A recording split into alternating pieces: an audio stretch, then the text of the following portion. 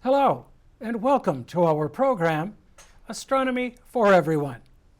The topic for this month's program is the Artemis mission, and here to tell us all about it is our own Astronomy for Everyone team member, John McGill.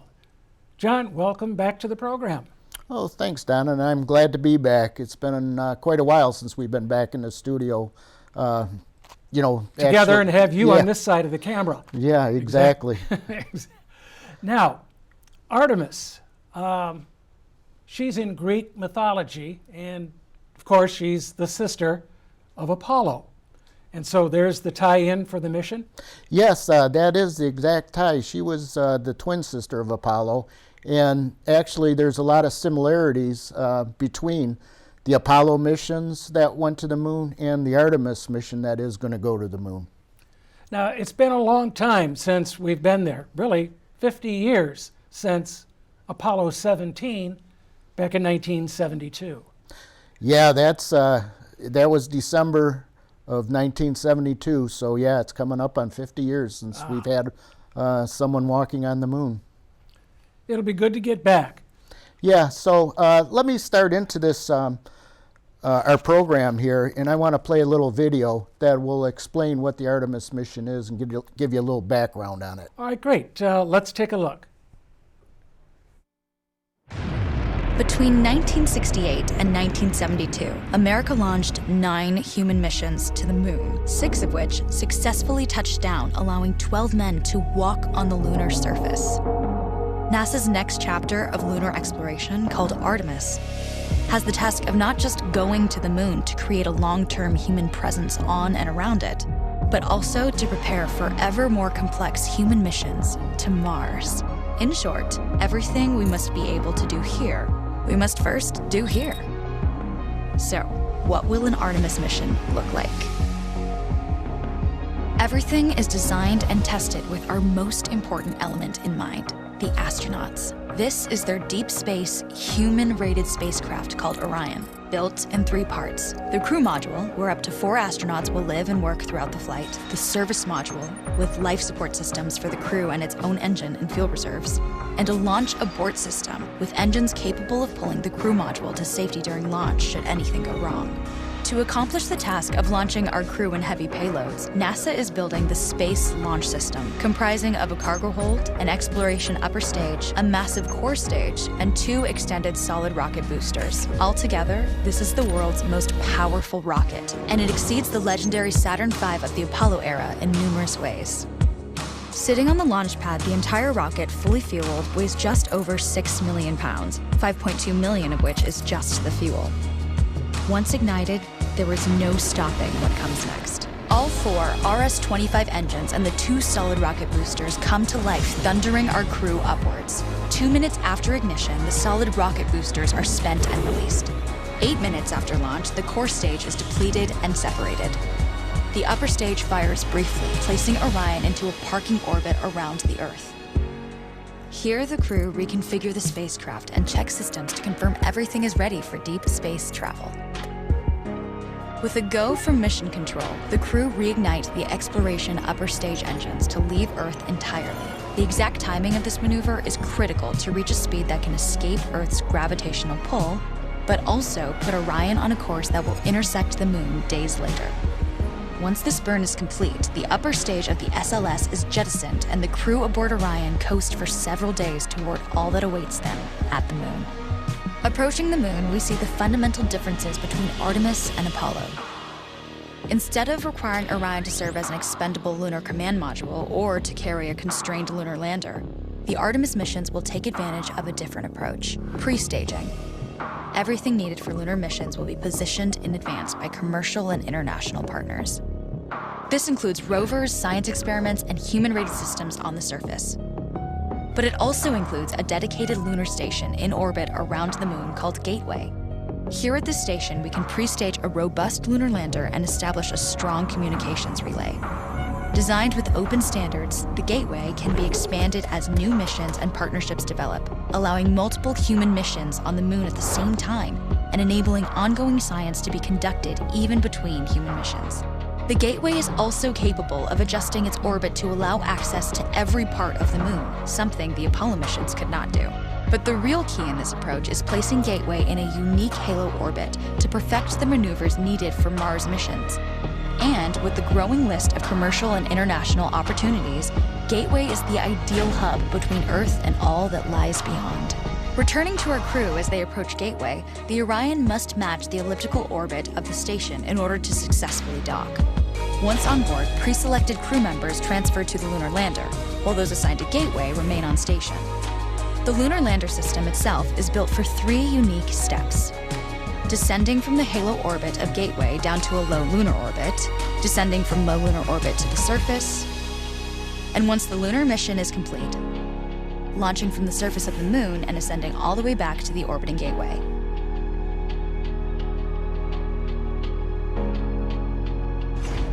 Once back aboard the Orion spacecraft and undocked from Gateway, the crew fire their engine once to break out of the halo orbit and once again to sling the spacecraft around the moon, placing it on a multi-day trajectory back towards Earth.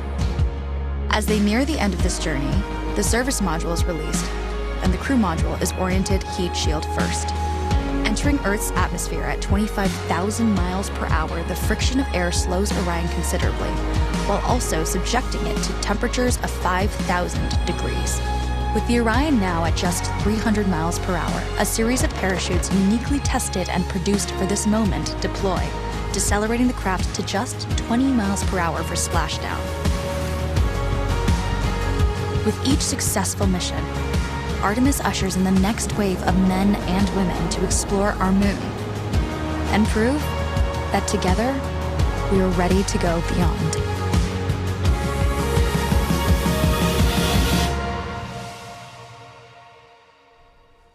Well, that was quite an interesting little video there, John. Yeah, that gives you, the background basics of the mission. And, we're going to the moon.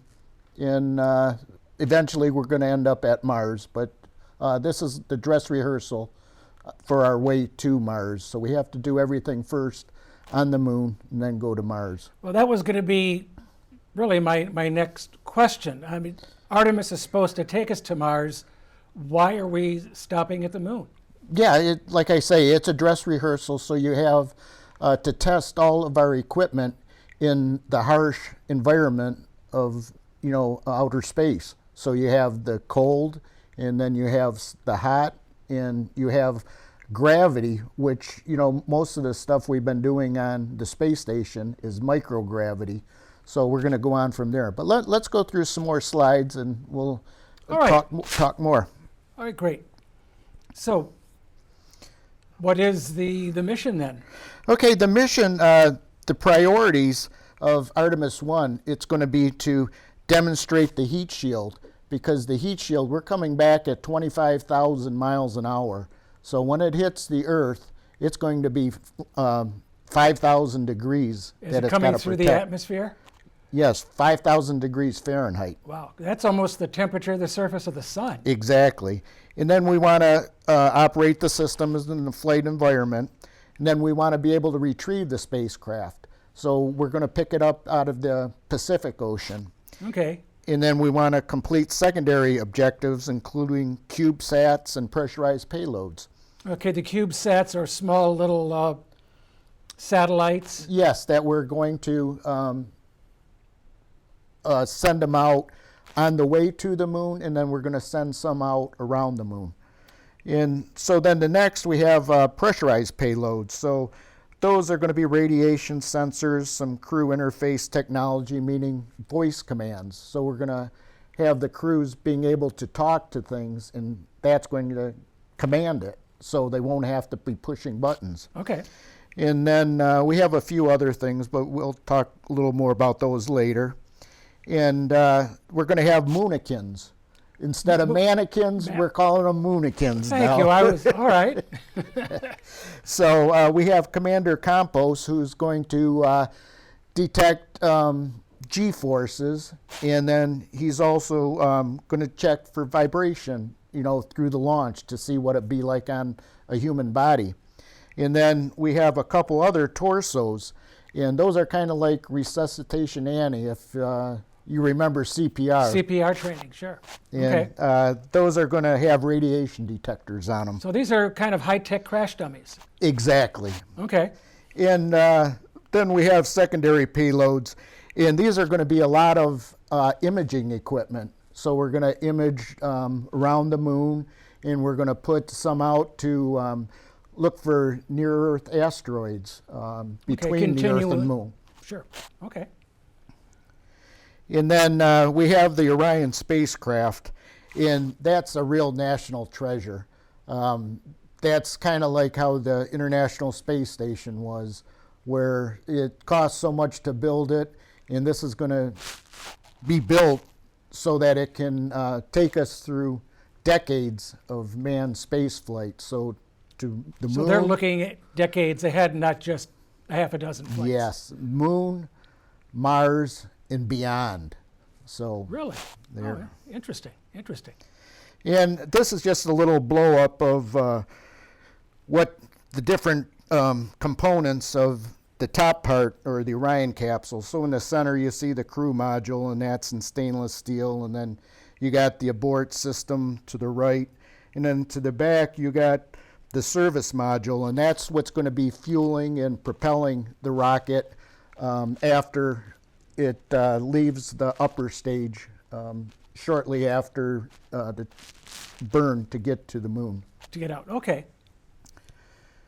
And then here's the actual stacking of the capsule. That's the Orion capsule on the top, and where you see those solar panels, that's the service module, and the part on the bottom, that's the adapter that puts it on top of basically the second stage, or the upper stage we're calling it. And so here we have what is Artemis Phase 1? Well, Artemis Phase 1, we have Artemis 1, and that's going to be the unmanned flight around the moon. And then we're going to have Artemis 2, and that's going to go around the moon, similar to what we did in Apollo. Like I said, it's the same type cadence. Okay. First it's unmanned, then manned, around the moon, and then we're going to start staging stuff for the base camp on the moon between Artemis 2 and Artemis 3 to get ready for people to actually go to the moon. That's on Artemis 3. And you probably can look at that, and can you tell me what that is? Do you remember? Boy, that sure does look familiar.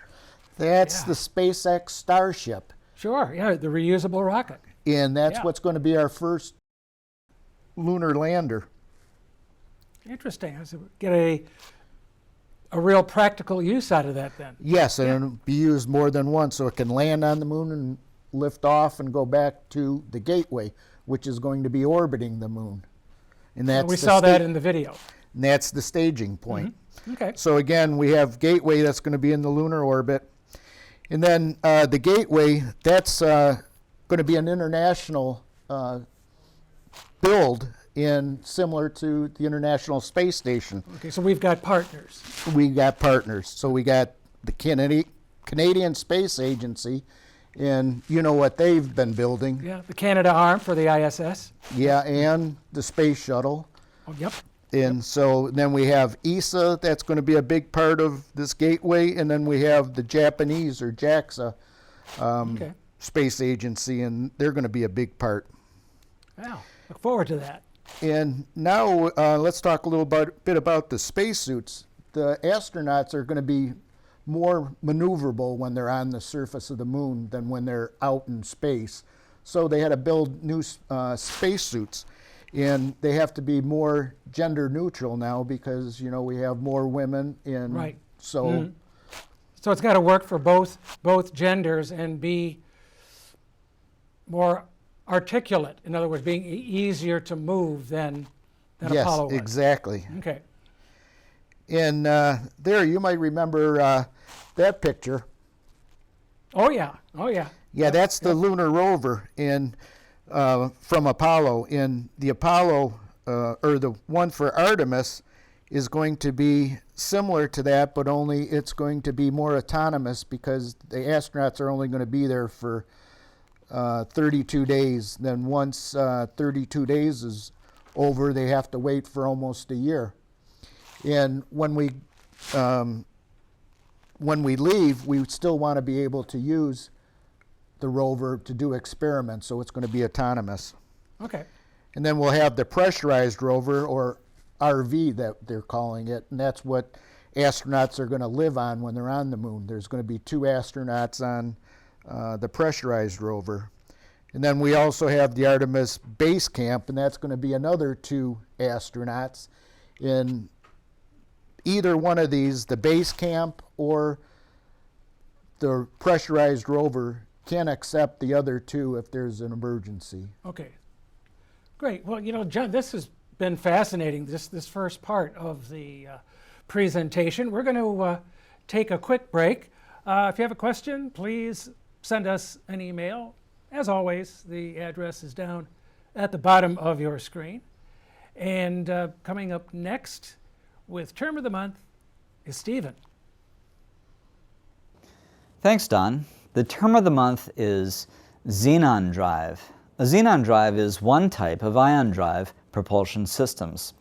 Ion drives were written up by 1959, and the episode Spock's Brain for Star Trek was aired in 1968, featuring an alien ion drive spaceship. Ion drives use electricity to accelerate ions. An ion is an atom or molecule that has had at least one electron stripped from it, giving it a net positive charge. In a Hall effect thruster, a magnetic field is used to focus the beam. It then accelerates the ion in an electric field. Xenon is usually used as the propellant. The advantage of this type of propulsion is that if ample electrical energy is available, perhaps from solar cells, much higher efficient use of propellant can be achieved. Several designs have been tested and used in space. The Deep Space One and Dawn missions used xenon drives. The AEPS thruster is slated to be used in the Lunar Gateway PPE module. The newer designs can use higher power and achieve higher efficiency. And that's Term of the Month, xenon drive. Back to you, Don. Thanks, Stephen. We're here with John McGill, one of our AFE team members, who's talking about the Artemis mission to the Moon, Mars, and beyond. So, John, the mission's been delayed several times, really. As we record this in late October, it still hasn't left the launch pad. So what's happening now? Well, we do have a new date, but let me start when this was introduced to the public. That was on August 17th of 2022. Okay. We had what's called the rollout, and so that's when they brought it out of the vehicle assembly building.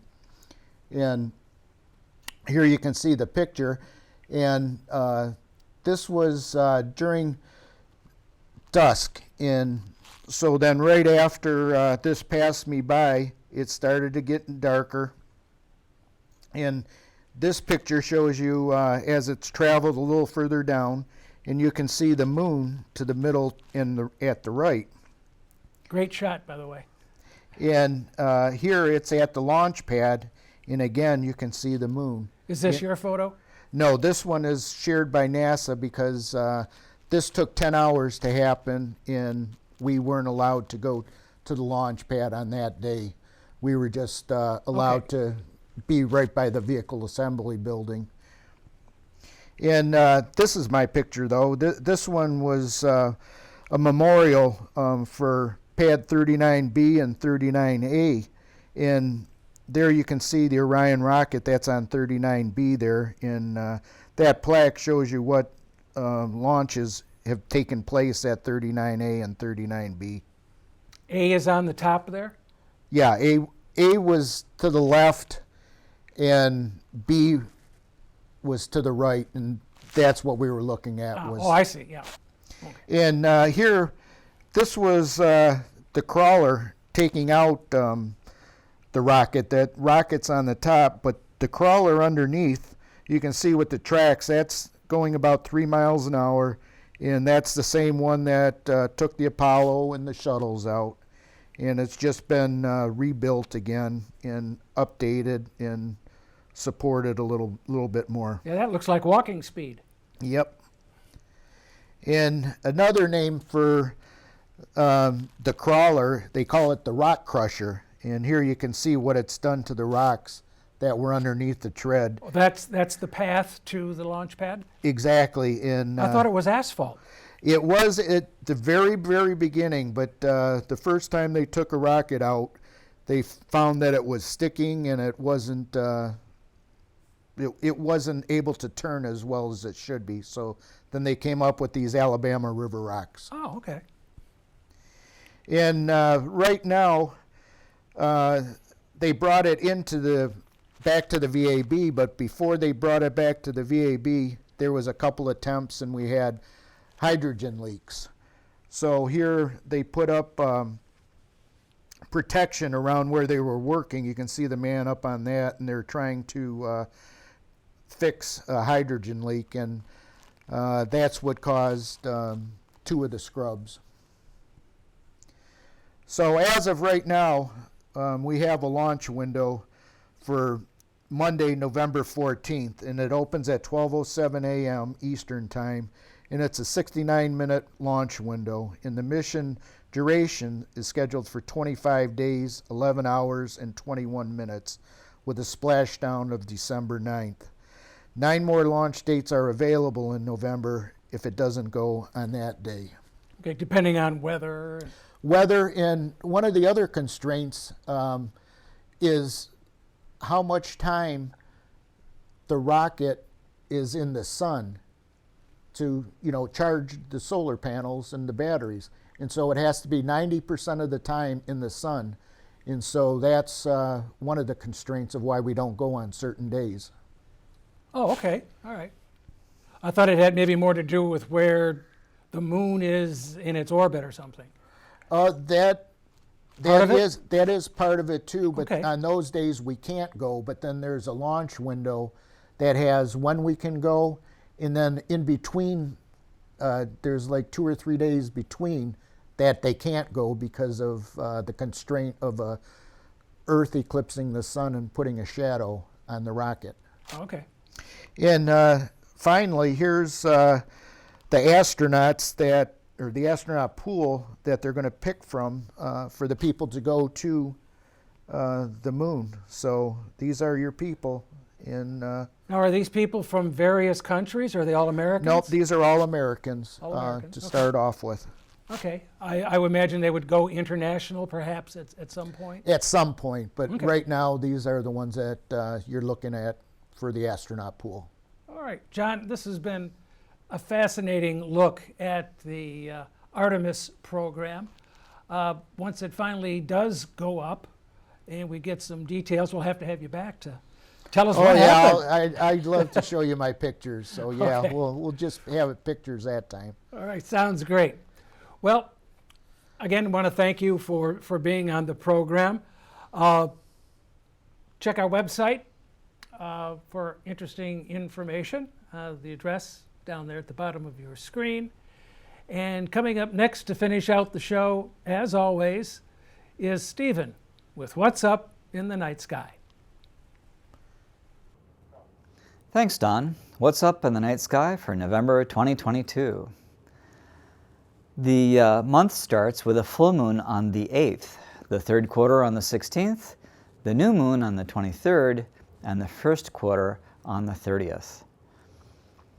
Now, Mercury and Venus are very difficult to spot this month because they're so close to the Sun. Mercury has superior conjunction, where it goes behind the Sun on November 8th, and where Mercury goes from Virgo to Ophiuchus over the month, Venus goes from Libra to Ophiuchus, so it has pretty much the same problem.